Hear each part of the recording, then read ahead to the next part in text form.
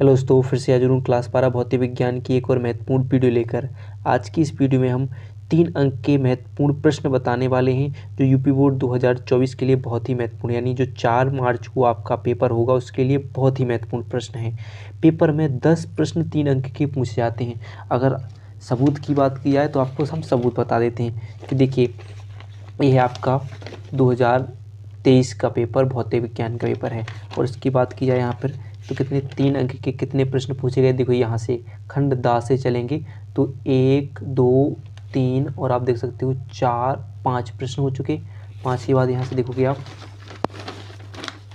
5 और देखिए 6 7 8 9 और ये देखिए का 10वां प्रश्न, 10 प्रश्न, कुल 10 प्रश्न पूछे जाते हैं। यानी 3 अंक के कितने 10 प्रश्न आते हैं आपके पेपर में।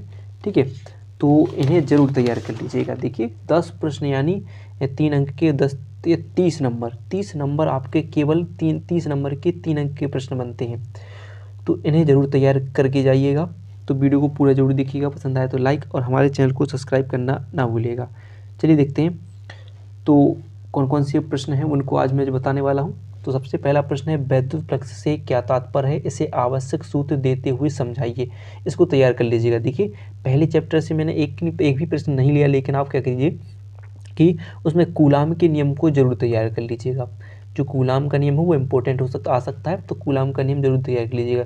सेकंड प्रश्न होगा, समांतर प्लेट संधारित्र की धारिता के लिए सूत्र का निगमन कीजिए जब इसकी प्लेटों के बीच आंशिक रूप से परावैद्युत पदार्थ रखा हो।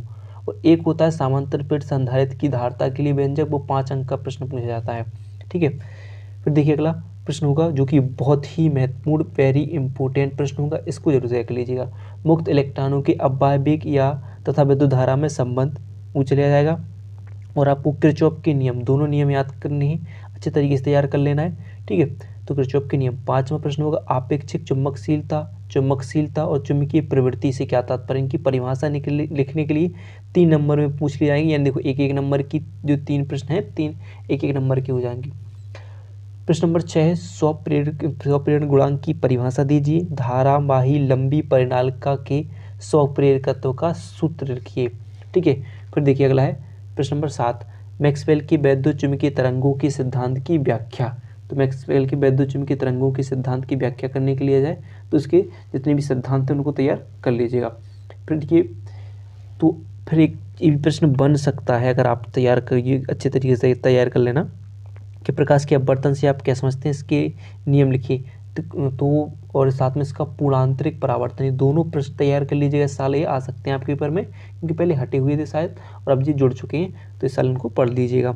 अगर देखिए, संपर्क में रखे 2 पतले लेंसों की संयोजन की फोकस दूरी, बहुत ही महत्वपूर्ण प्रश्न होगा, तो इसे हम वेरी इंपॉर्टेंट प्रश्न कहेंगे, इनको भी तैयार कर लेना है। फिर अगला प्रश्न होगा 11वां प्रश्न है, खगोलीय दूरदर्शी और हाइगेंस का सिद्धांत, एक परावर्ती दूरदर्शी को तैयार करना, वो लॉन्ग में यानी ये 5 अंक का पूछा जाए, यहाँ पर 3 अंक का भी पूछा जाता है। परावर्ती दूरदर्शी भी आप तैयार कर लीजिएगा। ठीक है, फिर देखिए हाइगेंस का सिद्धांत कर लीजिएगा। अगर 3 अंक में पूछा जाएगा तो केवल हाइगेंस का सिद्धांत पूछा जाएगा। अगर 3 अंक से अगर वो बोले 5 अंक में, तो इसके आधार पर भी या तो आपसे अपवर्तन या परावर्तन की व्याख्या करने के लिए भी पूछ सकते हैं, परावर्तन और अपवर्तन की व्याख्या। फिर व्यतिकरण और व्यतिकरण की शर्तें आपको तैयार करना है। विवर्तन भी प्रश्न, और एक प्रश्न और जरूर तैयार कर लीजिएगा, व्यतिकरण और विवर्तन में अंतर तैयार कर लीजिएगा। ठीक है, तो अगला प्रश्न होगा प्रश्न नंबर 14, प्रकाश वैद्युत प्रभाव से आप क्या समझते हैं। आइंस्टीन के प्रकाश वैद्युत समीकरण की व्याख्या करने के लिए पूछा जाएगा। 3 अंक का होगा और बहुत ही महत्वपूर्ण प्रश्न होगा। ठीक है, अगला देखिए रदरफोर्ड और बोर का परमाणु मॉडल, और साथ में अगर रदरफोर्ड की कमियां भी पूछ ली जाएं तो इनको भी तैयार कर लीजिएगा। देखिए 10 प्रश्न पूछे जाएंगे पेपर में, 10 प्रश्न 3 अंक के, तो सबसे इम्पोर्टेंट 3 अंक वाले प्रश्न होंगे, तो अच्छे तैयार कर जाइएगा।